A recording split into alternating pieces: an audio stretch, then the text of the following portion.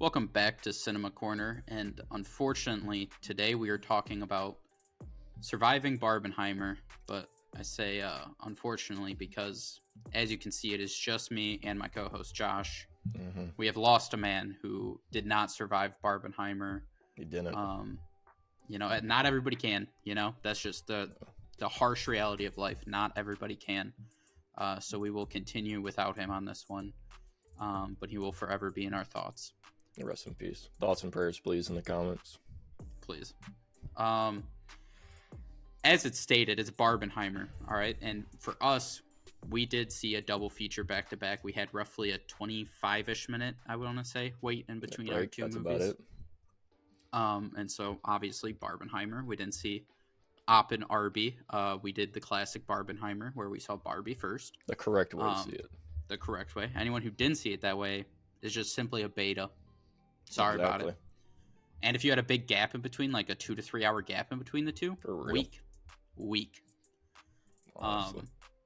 Anyways, we'll start with Barbie.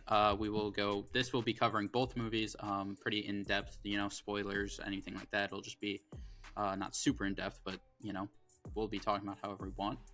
So like we said, we'll start with Barbie. And Josh, you can go first here. Yeah, we also like to preface this that neither one of us knows how we fully feel about these movies. We didn't tell each other. Besides some reactions, honestly, we looked at each other for a couple scenes. Yeah. So I'll just start by saying I absolutely loved Barbie. Absolutely exceeded my expectations by a mile of what I thought I was going to get out of this film. Really, the main reason why I wanted to see Barbie first was because I was worried what we were going to actually get. Because somehow both of us did a fantastic job of avoiding all trailers, any snippets of anything about either of these movies. So we really went into both of them as probably raw as we possibly could, which we haven't been able to do in forever for a goddamn movie, especially of like this hype.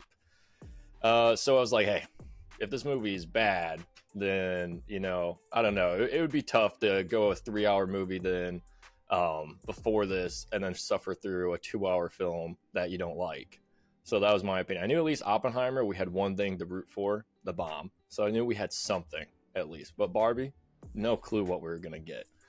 And besides just the weird audience that we had in the theater with us. It was an experience. It was an experience. It was a wide variety of people just getting absolutely blasted, from drinks to just a lot of foreign speaking people for some reason. Just a wide group. What does that mean? It's just say it like in a negative connotation kind of thing. Whoa! It's not negative. It's just the fact that it's not what you would expect. The way you said it was negative. It sounded like. Okay, all right. Coming from the guy with blonde hair and blue eyes, but all right. Anyways, back to Barbie. Yeah, fantastic. Just absolute. I'm a sucker for Ryan Gosling, and he was definitely the perfect choice for Ken. The Kens were hilarious. This was more of a musical than I expected it to be, and I enjoyed it to my surprise with the musical bits in it. I love the fact that there was a narrator. It kind of gave me like an old classic 2000s comedy vibe with that, so it really kind of hit some nostalgic vibes for me while watching this movie. With that, I thought it was really funny. I was able to enjoy it throughout. I mean, there was only like maybe very few small things that I could initially say I just disliked. A lot of references to movies of shots. So right off the bat, it starts off with, I believe, is a reference to the original Planet of the Apes movies. That first pan shot of with the girls playing with the dolls is a straight up just copy and paste from Planet of the Apes, which that's just kind of funny. And I only knew that just because of online. That was a few things I did see. Then the ones that I mainly noticed was The Matrix. I fucking love The Matrix. There was 3 scenes that was just straight up ripped from it, and I thought that's so fucking funny that I'm getting Barbie Matrix mashup right now. The most obvious one being where like you got to choose the shoe, which was a funny scene. But then the scene where I had to even like whisper to Blake saying like, oh my god, this is just fucking The Matrix right now, was when she was running away from just all the suits. She goes into a hallway, and the hallway has many doors, and the first one's locked, and then she opens another door that leads her to a whole different room, a weird room to escape, which is just a total rip. When Neo is trying to escape, he's in a hallway, there's many doors, the first door he can't open, and then he opens a door, and then that's how he escapes. Then also from doing this, he meets a wise old woman that leads the hero or the main character onto the path of escaping the reality that they are in. I'm like, what the fuck is going on? So for me, I don't know. I thought that was so funny. The references in there, as well as then like them, like Barbie meeting her maker, Neo meets his maker, and then realizing that the whole point of them was just to basically rinse and repeat. They weren't actually supposed to escape, and then they both escape in the end. That's just kind of funny to me, of that correlation there. So yeah, that was awesome. As well as I just thought overall that the story was a nice story of both struggles of, of genders, for either sex. You could probably see, for some people might say that there was anti men in this, but in my opinion, it really wasn't. It definitely represents the core probably audience it was going for. It was definitely probably women. But however, as a guy, I felt like the guy side of things was still represented through Ken. I mean, Ken at the end has a redemption of also his own struggles, because he was saying how this is supposed to be, it's like, oh, it's a man's world, but then when Ken even gets there, he couldn't actually even do anything. And they even joke about the fact that he would be the ruler of this if he had a PhD, had to doc something, blah, blah, blah, blah, blah, and he still couldn't do jack shit. So like, even for a world that's built for guys, still majority of people can't actually do shit. So yeah, I thought it was fantastic writing, absolutely hilarious, totally exceeded my expectations. So I would love to hear what you think about Barbie in the comparison to what I just said.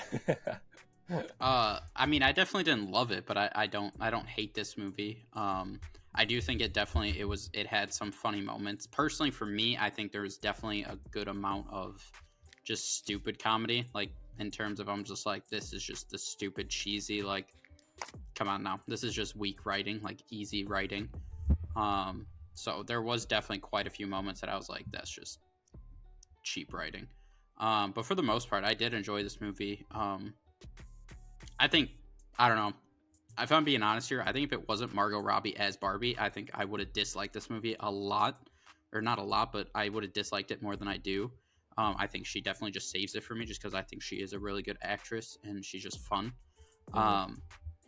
I would definitely say that the Kens were more solid than I thought at the beginning. I was kind of like, okay, I don't really like Ryan Gosling's character at all. Like, Ken's just like, like the first like 10-15 minutes, you want to say, maybe, I was kind of like, okay, this is not at all what I was thinking it was going to be. This is not good.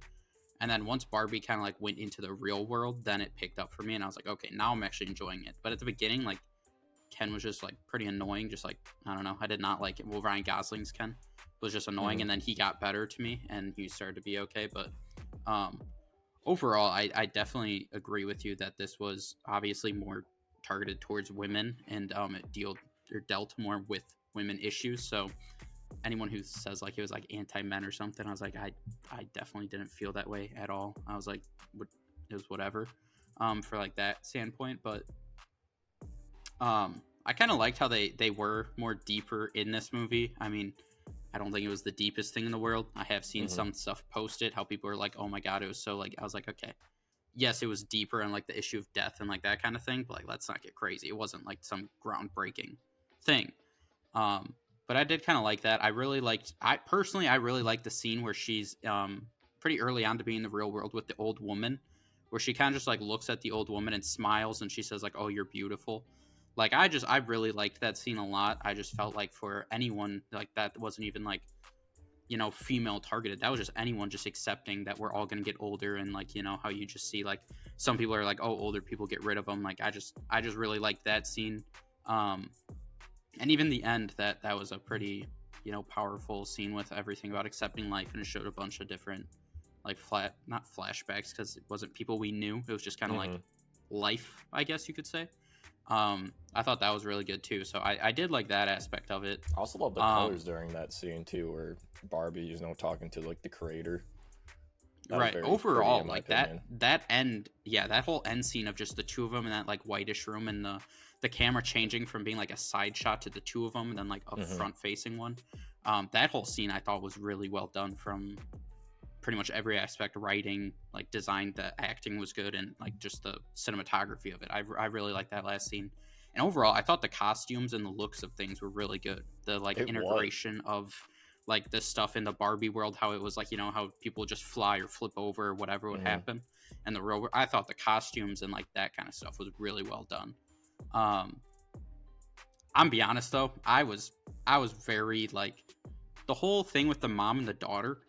That was so stupid. The way it was like she didn't like her, and then they're leaving Barbie Land, and the mom's like, "Oh, my drawings are terrible," and the daughter's like, "No, they're not, mom. They're good." And then from then on out, they were just good.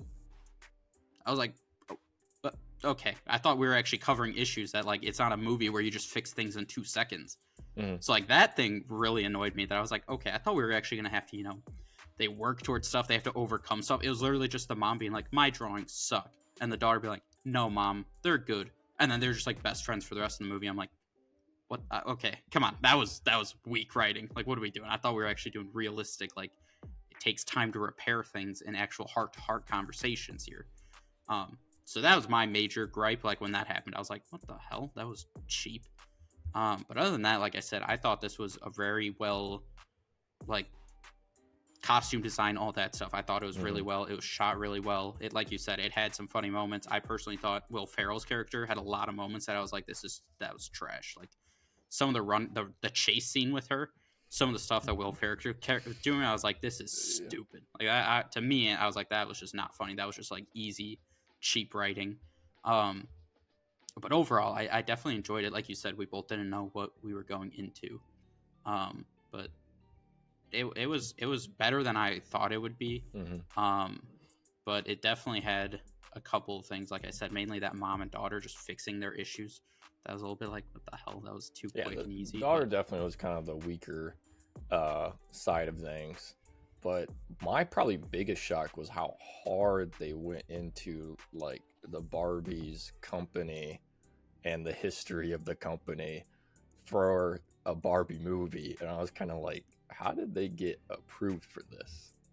Like the history of the dolls that they've expelled, and it's like, yikes, you know. It was like funny in the movie, but then you also kind of think, I was like, how the hell did they get that improved, the writers, to get that in the movie, you know, and going so hard on the corporation about everything, you know, even the joke about the fact, oh yeah, we've had like 2 women CEOs, you know, we had the one, and then there's like another, and I was like, oh, there was another, God. So that's 2. Yeah, which is definitely Will Ferrell's character's best scene for that one. But I was like, okay, how did the writers pull that off, you know? But yeah, so what would you any final thoughts before even maybe going a rating for Barbie? Oh yeah, final thoughts. I forgot. How can I mention this? There's a mention of the Zack Snyder Justice League. I don't remember fully if it was in positive or negative connotation. It was negative. That scene. It was negative about making fun of guys watching that. Yeah. Oh, okay. Then yeah, this movie is phenomenal. Then I just remember that scene. And I was like, what did they say about it? But yeah, if they were making fun of the Snyderverse fans, then yeah, great. That was a great scene. Glad they chose that. Yeah, I thought that added it to me. That got mentioned. I was like, what are the odds in the Barbie movie? We just experienced the fact that you had to watch that. We're about to make a video for that next week, and it gets fucking just randomly dropped, like a full name drop. Right. And it was also funny because they mentioned the BBC Pride and Prejudice movie, my God, which is Emily's favorite movie. So I just thought it was funny that they referenced Emily's favorite movie, which her and I talked about a little bit, that she got hyped when they mentioned that. And then I just thought it was funny. They also mentioned the Snyderverse, which I absolutely hate. So we're just like, what are the chances they mentioned 2 movies and it's her favorite in one movie? That I was like, so. But yeah, ranking wise, like I said, I think this movie was good, but I definitely don't think it's anything special. I imagine I'll see it at some point again, not in theaters, but this isn't a movie that I'll be like, yeah, I'm never going to seek out again. But it's definitely not one I'm actively seeking. So I'll give it like probably somewhere around like a 6.5. I enjoyed it. There's a little bit of gripes with it, but overall, I think it was an enjoyable movie with some pretty good comedy. And mainly, I just thought that the design of the costumes and stuff, they did phenomenal with. Hey, that's a fair rating. You're probably gonna be shocked with what I'm about to say. As soon as that movie was over, I straight up was thinking to myself, this is literally in my top 3. Dead ass. I give this movie of like movies all the time. I loved it that much. I was a very big fan of this movie. So for me, the rating is a 9.7 out of 10. It is just under Blade Runner for me. Yeah, I absolutely loved this movie. It just some reason gave me like a core, just nostalgic comedy vibes movie, and it was super funny. I was entertained throughout the entire thing, and I just loved also it's just social commentary throughout the film. So I thought it was fantastic. But I definitely get your rating. That's valid as well, but just for me, it was special. Interesting. Yeah. So now then we'll move on to the Barbenheimer. You know, you got to finish it with Oppenheimer. Yep. Obviously, Christopher Nolan. Again, one that you and I both were pretty blind going into. We didn't know a whole lot about what was going to happen. It was just Christopher Nolan, star-studded cast, which was even more star-studded as the movie went on. Yeah. We got Roderick from Die Everyone But Kid. Biggest casting of all time. For real. Josh Peck. Huge role. Yeah, he gets the button for some reason. But obviously we go into Oppenheimer, which was packed theater. We saw this in Super IMAX, the largest screen we could see. And boy, was it packed and loud. Definitely loud. Enjoyed that part of it. Beautiful looking film. Definitely. Yeah. I felt for sure was 100% worth seeing it in the big screen. And then we didn't have the full IMAX of what it was. It was like the second one because there's 3 iterations, right? The third one that's like the most fake. We have the second tier, and then there's that one super special tier that only like 77 millimeter. Yeah, that's only like 30 theaters in the US that have, but ours is like the one that we saw is like 1 out of 100-ish. So we definitely saw it where good, yeah, very clear, very good looking. So yeah, I don't know if you want to start first this time. Give your thoughts on the film. Listen, I can, but we got to talk about some things here, people. You know how Spider-Man No Way Home, there's a scene where the 3 Spider-Men are talking, and Andrew Garfield was like, I got bitter. I stopped pulling my punches. You know, I just didn't care. I'm gonna be honest, that was me the last hour of this movie after the bomb. The whole interrogating scene was great, I'm sure. I was so full of hatred. The bomb in this movie was so disappointing. Unbelievably disappointing. Bro, like, I thought I was just me. No, I was physically mad. When it went off, I almost turned to you to say, was that it? Because I was like, they're not actually going to show us like the bombs dropping in Japan, I didn't think. Yeah. So I was like, when they showed that and that was it, I was like, I came to this movie knowing nothing about the story. All I knew was big bomb, big explosion, big boom. Deadass. Simple-minded, okay? It was arguably one of the biggest letdowns in movie history for me. That bomb scene was nothing special at all. The scenes in the beginning where it was kind of like flashbacks or like in his head, those were so more interesting. Those were intense. They looked visually so good and they were louder. I will give him the hype to the bomb was phenomenal. Yeah. Because in my mind, I thought it was going to be something special. And then it went off and there was the 30 seconds of all that quiet. And then I will say, okay, the Oppenheimer line of the now I am become death, destroyer of worlds. That is so fire. That line meant nothing to me when it actually happened when the bomb went off because I was like, this was it. This was what Christopher Nolan's masterpiece was. This was nothing special. It was fire on the screen for like 5 seconds. And then like there's a 30-second of all that quiet stuff, which was like cool, whatever. And then it hit you. It wasn't even as loud as the stuff in the beginning was.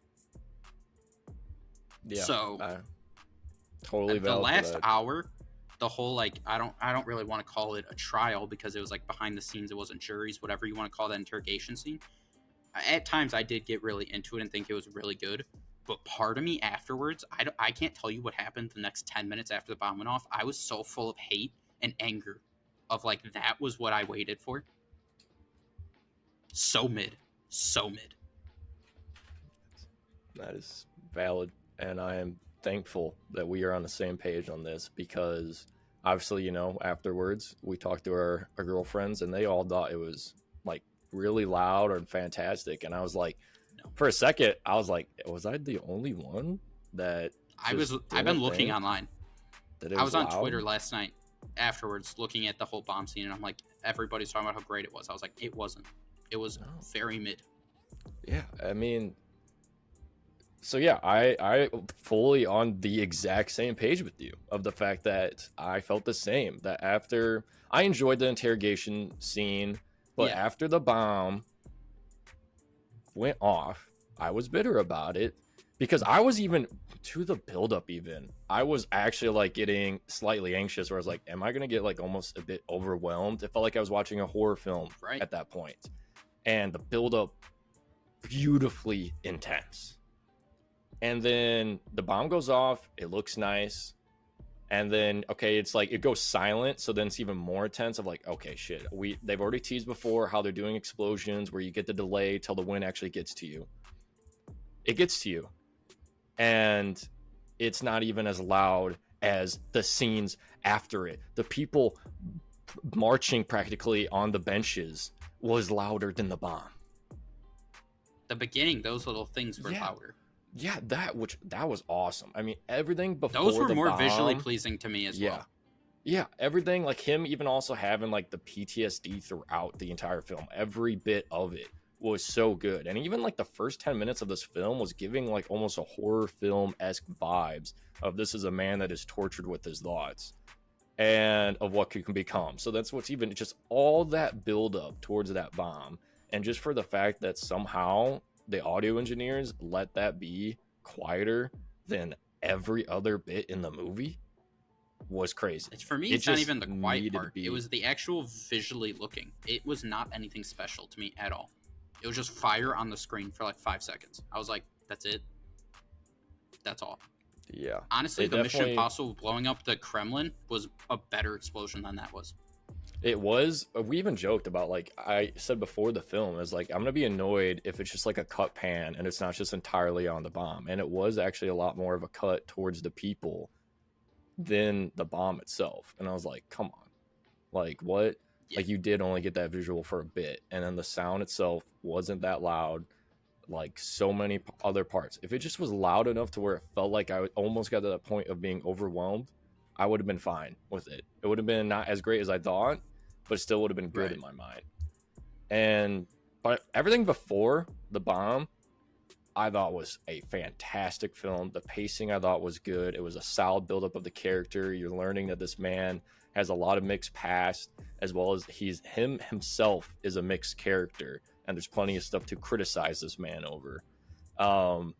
As well as just kind of a nice history lesson of kind of just the buildup of how the bomb actually happened. That was cool. As well as I like the portrayal of Truman, as well as all the senators' portrayal during this time of just their absolute craziness after the bomb. Yeah, how about Gary Oldman just showing up and being the president? Yeah. I was like, okay. I love that. What do we? I mean, just so the most crazy stacked cast. Yeah, and then you're wondering for just random moments. I was wondering, because they keep mentioning the guy named Hill. I believe that's his name at the end, that does just the I'm him scene where he just absolutely screws over Strauss. I think his name was Hill. I was wondering when he was going to appear, because we see him in the beginning kind of where Oppenheimer kind of like shoves him to the side on accident just because he's overwhelmed.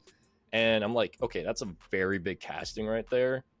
He only gets a couple minutes on the screen. When is he going to appear? And then he comes in at the end, has an absolute clutch or kick moment for the scientist. That was kind of dope. I also love that the conversation, they're like, maybe he wasn't talking about you, bud, between him and Einstein, about the fact of just like, hey, you're going to experience basically the same history that I did. So yeah, that was cool. However, just after the bomb, for me, that's when I felt the pacing issue of, man, this is a 3-hour film. Like, damn, this is when it started to bit drag on for me. I was able to still enjoy it, still thought it was solid, and I liked it. But obviously, I felt like I don't know. I didn't feel in touch or involved with the film as I did in the first half. Yeah. Just in that third part of like, oh, now everything is shift to, oh, the entire time was an interrogation. The entire time it was just the build up to how the senators were treating him, etc. Is whatevs. I mean, I think the best thing you can say about this film was the fact it was beautiful looking. The acting was phenomenal. I don't think there was one bad acting moment at all in this entire Which, I mean, film. it's hard to do when you have that kind of stacked cast. Exactly. You expect that to happen. But yeah, like you said, this movie was phenomenal. I think seeing it on the big screen was even better for us. Like the shots, how many close shots they did of Oppenheimer were amazing. But yeah, I definitely think that third act, I was pretty involved in that whole interrogation, whatever you want to call it, thing, for the most part. But man, I could not tell you what happened 5 to 10 minutes after that nuke went off. Yeah. I was so angry. I was so angry and disappointed by that. Which I think Emily a big Blunt, part of that. Oh, sorry. You can continue. Emily Blunt, her part of the interrogation, that was also fire. Her like going back and forth with that guy and the whole like 16. Oh wait, no, it was 17. Then he starts talking. Oh wait, no, it was 18. Like her just cutting him off, just talking about like. I loved her scene that she finally got to. Right, she was great in it. Also, when Oppenheimer, after Florence Pugh kills herself or is killed, when he's like on the ground and like she comes out to him and she's like, "Oh, what's wrong?" and he's like, "Oh, she's dead," and she was just like, "You made a mistake. You don't get us to feel sorry for you about your mistake. Get up," and just leaves. And I'm just like, I just loved that scene. That it was just like, bro, no one feels bad for you that your mistress has died. Get the fuck up and move on. Like it's just go. But I enjoyed the movie, like I said, for the up until that nuke, and like you said, that build-up was phenomenal. The score throughout everything was amazing in this movie. Christopher Nolan film. But I mean, that to me was a letdown in terms of that. Yeah. Which that's a problem. Overall, I really enjoyed it. Is that the letdown a bit about the nuke and the bomb, and then also they kind of just like make it an offhand comment about like, oh, give the lands back to the natives of, I mean, almost the biggest crime about, besides us actually just dropping the fucking bomb on the Japanese people, is the fact that we dropped the bomb on native lands and made all those lands super toxic, all the water that they mainly use super toxic, and it was just like a one-off line. So I felt like that kind of got missed a bit, where it's like, come on, like you chose the land of native lands and then you're gonna say, oh, just give it back to the natives, as if like he's kind of the good guy there. It's like, no, you guys are all bad in that room right there. That's another consequence of, but I thought it was fantastic that it showed that everybody suffered in a different way when it came to this bomb and the making of such, and just all the politics with it was great. And then you see the buildup too of the tension of it being Communist Party or not. Yeah, the writing, stuff like that. But yeah, definitely just the bomb. It was hard to not knock off a good amount of points because of that. I'm gonna be real. Yes. Whether that's fair or not, I'm sorry. That just is. You know? I agree. 100%. So, with that being said, what's the rating you give this Oppenheimer film? I just got to throw in two quick things. One of the Safdie brothers, I believe it was Benny in this movie, was the one science physicist who was putting sunscreen on when they were like doing the nuke. Thought that was hilarious. Loved that part. And then part of it that saved it a little bit, because I'm not gonna lie, after that happened, I was already thinking in my mind how much I'm docking this movie for that. What saved it, the end scene of this movie, I thought was amazing. Him and Albert Einstein talking, and then just the shot of his face and talking about being like, how in the beginning, I thought the beginning was fire with the whole thing, and then it says like the Prometheus, like if you give it to them, like, you know, give them the tools to destroy whatever. That whole like, and the scenery in that was amazing. And then at the end of him talking about like, oh, we talked about how this could set off a chain reaction, like in a physiological sense, I don't know, whatever it is, where it actually blow up the atmosphere. And how he was like, I thought we could do that, and we have, and like the scenery of like bombs going off and stuff. Like I thought that was chilling. It sounded amazing. Him talk like that to me was amazing, which helped it a little bit. But overall, it is a 7.8 out of 10 is what I'm giving it. And majority, if not all of that, is docked because of the bomb. It was unbelievably disappointing to me. So 7.8. I would say that's valid. I was even curious what you're going to give, because mine is an 8.4 out of 10 was my rating for it, just because I mean it was beautifully shot, and I thought the pacing for the majority of the movie was great. It's just, you know, like I said, both of us, just that bomb offset us to where, I mean, everything, a bit of advertising, marketing was built towards that timer going down and the bomb being the build up. And somehow, you guys as audio engineers can't, how do you fuck that up? Yeah, that it was a letdown. Made everything else perfect. I mean, to my even surprise of how great everything sounded that film. Probably one of the best it was audios for movies I've heard since like the Star Wars franchise, because in my opinion I think the Star Wars movies always have fantastic audio engineering, because that's what they were known for the OG trilogy. It's awesome. But then somehow as the bomb, that's, you could say, even not the quietest special thing, like yeah, literally the scenery in the beginning was better than that was. Like that, it looked stunning and it sounded amazing. Yeah, it was let down. But overall, I think it's very clear to tell from both of our scoring and how we talk. I think Barbenheimer was definitely a success. I believe both of these movies were definitely enjoyable. Yeah. I mean, it was enjoyable. But like you said, you could feel it a little bit after doing back to back how we did. You know, you could feel it a little bit. You just watched two movies. Thankfully, Barbie was 2 hours.